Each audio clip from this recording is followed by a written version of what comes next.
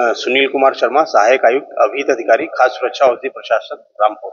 ये दीपावली पर्व के दृष्टिगत जिलाधिकारी महोदय के आदेश पर आज सघन चेकिंग अभियान चल रहा था और रोडवेज बस अड्डा स्थित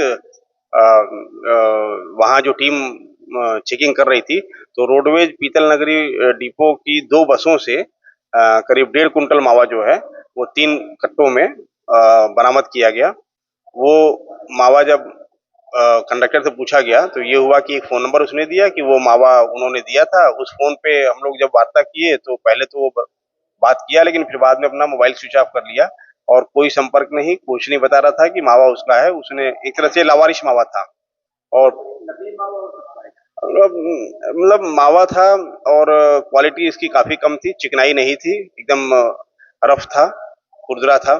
तो प्रथम दृष्टया यह ऐसा प्रतीत हो रहा था कि मानव स्वास्थ्य हेतु सुरक्षित नहीं है। तो इस वजह से उस मावे को लावारिश मानते हुए हम लोगों ने विनष्टीकरण की कार्रवाई कराई। कोई उसका क्लेम करने वाला था नहीं, अनधिकृत मावा था नहीं। और ये होता है कोई भी खाद्य पदार्थ अगर मार्केट में आता है तो उसकी सप्लाई चेन होनी चाहिए कि उसको किसने दिया। अब वो मावा लावारिश था तो उसपे कोई क्लेम नहीं कर रहा था, तो सैंपल भेज के किसी ऊपर हम लोग वाद दायर करते तो वो प्रथम दृष्टया लग भी ऐसा रहा था कि वो नहीं ठीक है, तो उसको नष्ट ही कराना एकमात्र रास्ता था। देखिए, सैंपल भी भेजा जा रहा है और साथ ही में जो ऐसी चीजें हैं जो कि प्रथम दृष्टया सामने खराब प्रतीत हो रही हैं, उनको नष्ट भी कराया जा रहा है। सीज जब्तीकरण सभी कार्रवाई चल रही है।